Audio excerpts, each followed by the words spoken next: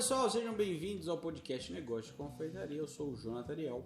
E eu sou Heloísa Cola. E nesse podcast a gente vai falar sobre o que o pessoal tá querendo da gente, né? Será que a gente vai ser morto pelas mãos da indústria? Você quer matar o seu cliente? Eu não sei, mas eu tenho a leve sensação que se você não quer matar, você está escutando professores que querem te ajudar a matar o seu cliente. Imagina. Isso é forte, hein?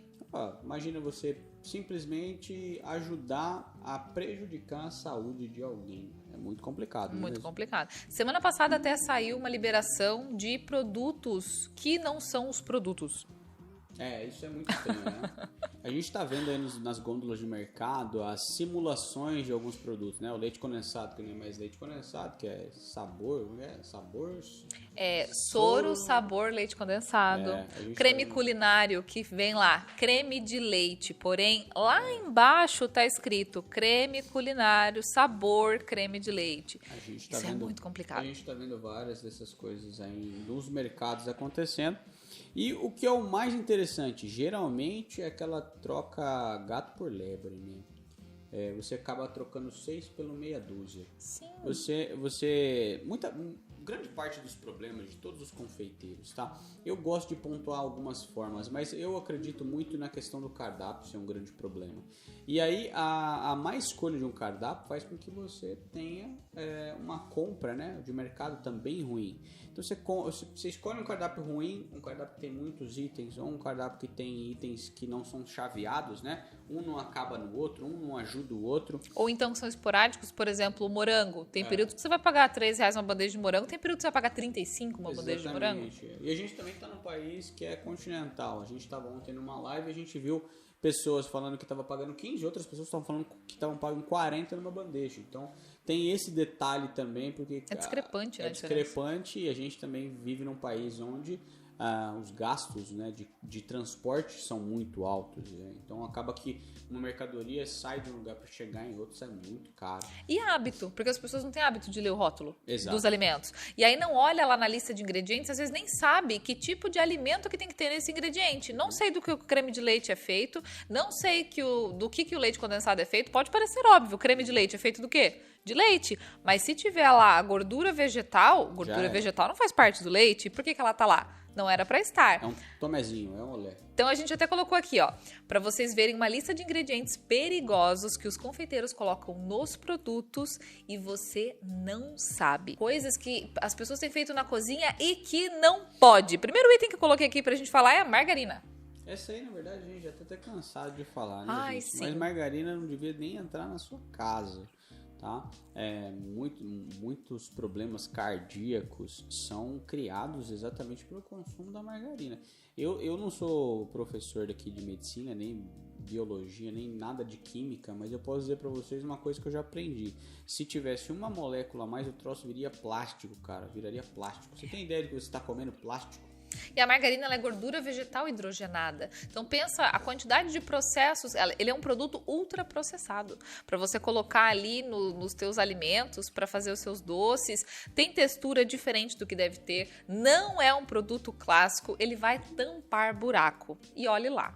Exato. E aí você acredita que você está economizando quando você está colocando margarina na receita. Mas na maioria das vezes quando você coloca margarina na receita, na verdade toda essa receita está errada.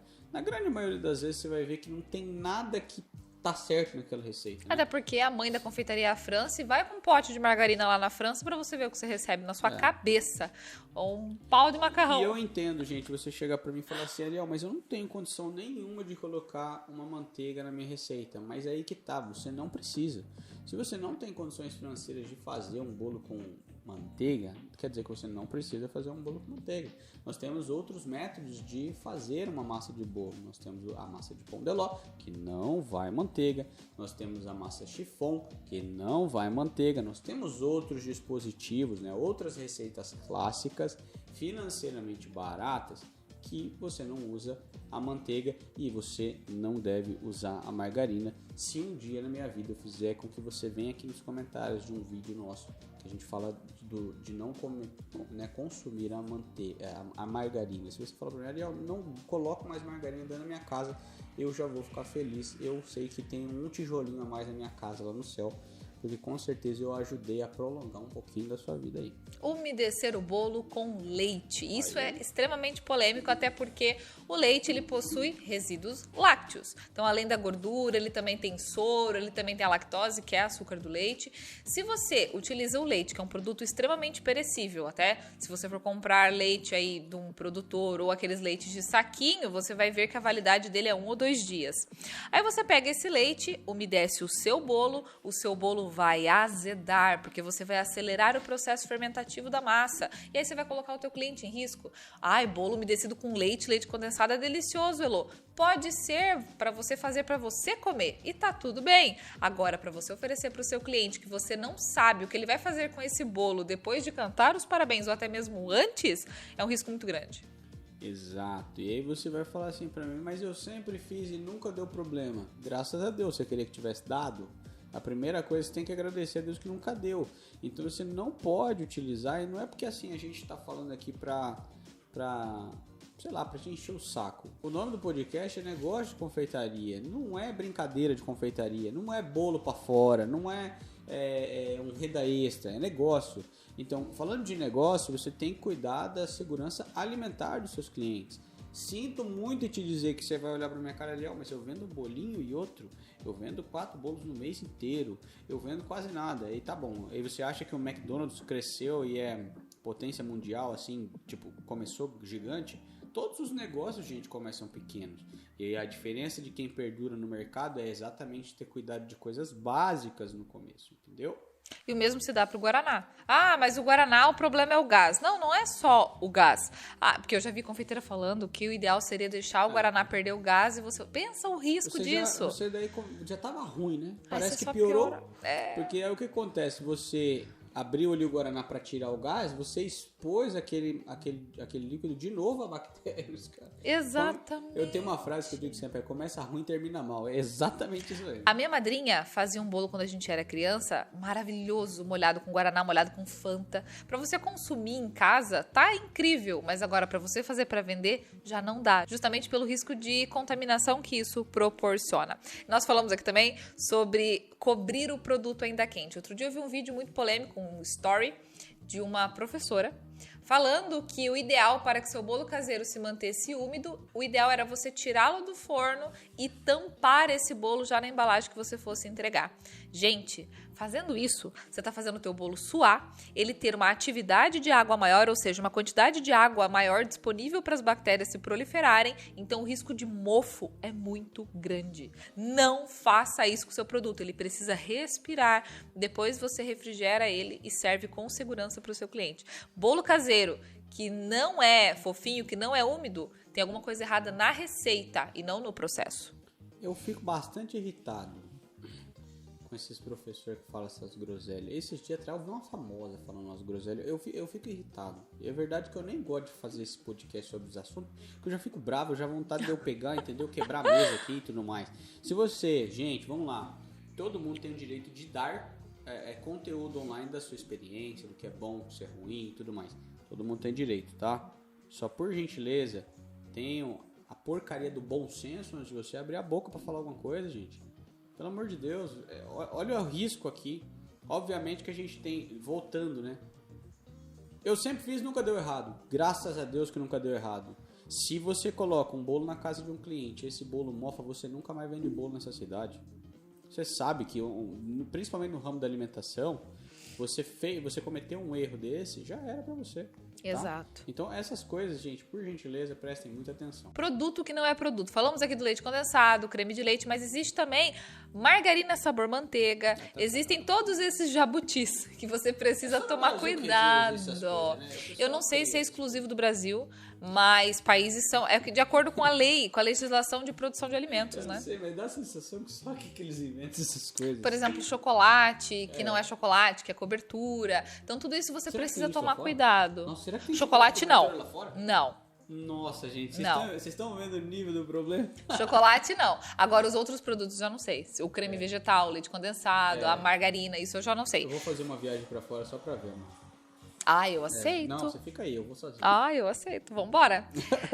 Farinha no recheio. Tem gente que coloca farinha no brigadeiro para acelerar o processo de cocção. E isso é perigosíssimo. Além de ser ruim, porque vai ficar uma porcaria o seu brigadeiro, mas também é perigosíssimo, porque se você coloca lá o brigadeiro, não fala que tem farinha, e aí um celíaco vai lá e come o seu brigadeiro. Lascou, cara. Vai pro hospital, a pessoa que é alérgica. Hospital, tudo.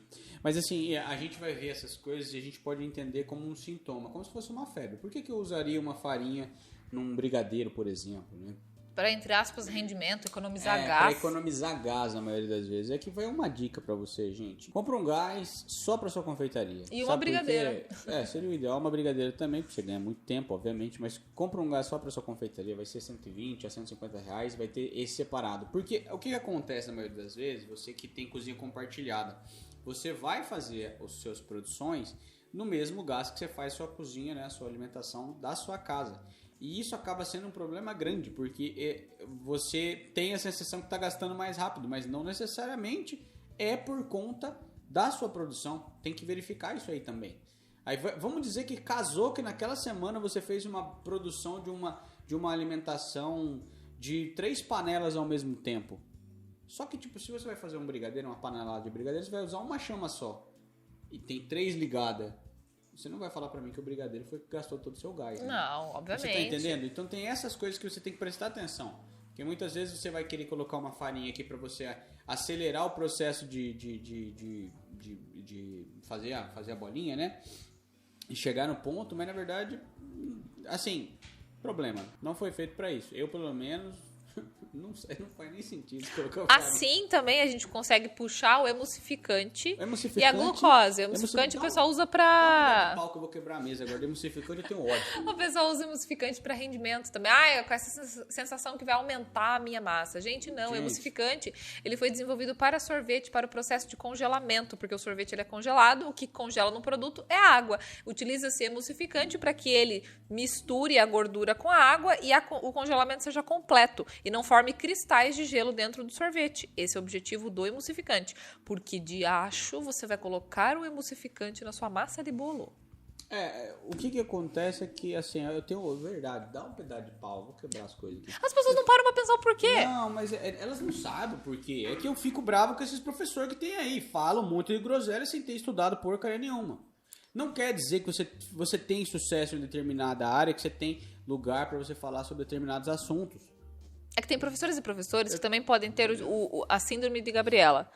Aprendi assim, será para sempre assim? Gabriela! Ontem agora eu vi uma postagem lá. A benção da... Pelo amor de Deus, não vou dar nome para não ficar feio. A benção da mulher falando de colocar o emulsificante e falando para colocar o bicarbonato ainda. Ou seja, 2 coisas que não tem necessidade nenhuma. Vai dar azia. Esse bolo vai dar azia. Lascada. O que acontece? Qual que é a regra do marketing mais antigo? Boca a boca, certo? Mais antigo não tem indicação, belezinha, gente. Indicação é top. Só que aí o que acontece? Como é que você vai ter indicação num produto ruim? Ou de um produto que dá azia? Ou aquele produto que a pessoa fala o seguinte: não, o doce da Heloísa é maravilhoso, mas nossa, 2 colheradas eu não consigo comer mais. Você já ouviu falar do doce de alguém dessa maneira? Pois é. Ai, tem que dividir. Pois é. É ruim isso, né? Tem que dividir, é complicado, porque você perdeu de fazer 2 vendas, entendeu? Olha como é complicado. Quando você faz um produto ruim, você até perde venda. Né? E você não mata só seu cliente, você mata seu negócio. Exatamente. E agora, 2 técnicas que são utilizadas, não técnicas, né? 2 práticas que são utilizadas na cozinha que não deveriam. A primeira é a colher de pau. Ai, a minha colher de pau. Eu gosto. A colher de pau, ela é extremamente... Bonita, sim. Mas, infelizmente... Na cozinha da avó é maravilhosa. Né? Para decorar a cozinha também é maravilhosa. Agora, para uma produção em larga escala, não tem como você usar colher de pau, porque ela é extremamente porosa. Então, o seu brigadeiro vai ter um pouquinho de beijinho, vai ter um pouquinho de massa de bolo, vai ter um pouquinho de tudo que você já usou aquela colher. Mas eu coloco de molho no vinagre. Não adianta nada. Mas eu coloco de molho no... Sei lá no que você coloca de molho. É pior ainda, porque ela é extremamente porosa. Coloca de molho no extrato de tomate. E ela vai conduzir as bactérias e também a proliferar aí no seu produto. Saquei. Bom, outra coisa. Eu acho que... Eu estou aqui porque eu não estou gravando mais, não estou gravando na cozinha, mas tá frio esmalte. Hoje. Tá frio hoje falando nisso. esmalte. Pessoas com esmalte na cozinha, produzindo bolo, produzindo recheios, fazendo vídeos com esmalte. Gente, isso não pode. Se sai uma lasca do seu esmalte, se você achar, parabéns. Mas se você não achar, o seu cliente vai achar essa lasca. Alguém vai achar. Alguém vai achar. E de acordo com a RDC 216, que é a norma que regimenta a produção de alimentos, não é permitido você ter esmalte na sua produção. E por que diacho? É lindo, fica linda a unha com esmalte. Eu amo me arrumar também. Mas é importante você fazer isso quando você não estiver na produção. Exato. Gente, a gente não é dono da razão, obviamente, né? Então, eu quero mais é que vocês continuem buscando cada vez mais informação sobre a confeitaria no ambiente aberto, no Instagram, no TikTok. Nós não somos os melhores do mundo. Jamais. Mas a nossa linguagem, ela é única. Eu tô aqui falando de negócio. Eu não tô falando aqui de você fazer o doce mais lindo do planeta, o mais, não sei o que, mais cremoso, não. Tô falando de negócio. É ter o bolo perfeito para o jeito que você vai vender, você vender muito, você ganhar muito dinheiro. Transformar esse negócio próspero para que você possa dar emprego para as pessoas, ganhar dinheiro para si e tudo mais. Só que eu, infelizmente, também sou impactado por essas mensagens de outros profissionais de mercado. Eu peço para vocês o quê? Crítica. Sejam críticos. Sejam críticos até o nosso conteúdo. Pô, você vai chegar para mim e falar assim, Ariel, fiz uma coisa que você fez e deu errado. Aí tu vai falar para mim que deu errado. Eu vou falar para você, top, bacana, legal, me fala como é que você fez e eu vou ver se você seguiu exatamente o que eu disse, vou te dar uma sugestão de como melhorar. Mas a gente tem que prestar muita atenção em quem a gente vai escutar, porque eu tô começando a ficar irritado cada vez mais. Por quê? Obviamente da pluralidade, da democracia para que várias pessoas falem, mas a gente tá falando, tem muita pessoa falando muita coisa complicada.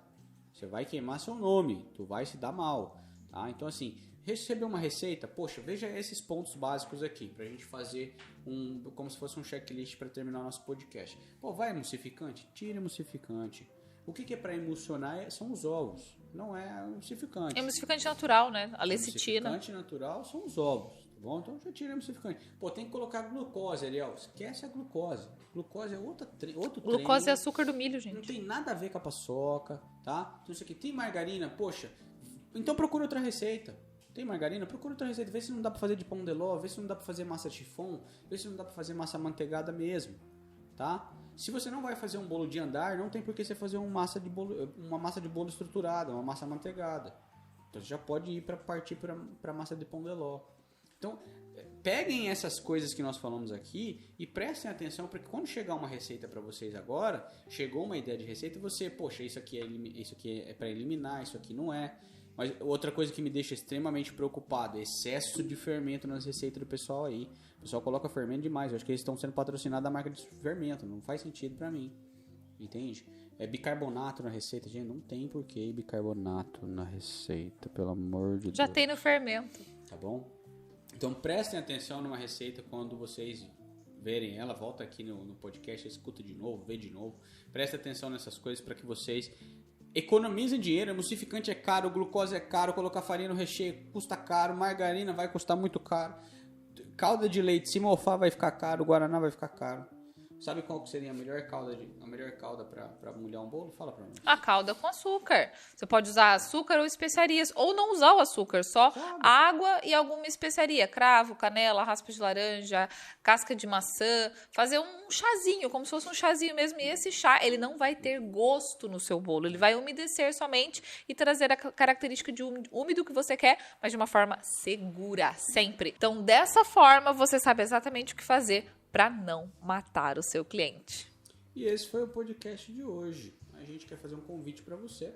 Nós temos o nosso clube, o Inova Doce Clube. Exatamente. Que ele é o nosso clube de inovação, onde a gente pega na sua mãozinha toda semana e ajuda você a melhorar as suas vendas, melhorar o acompanhamento do seu negócio, ver você crescer de perto.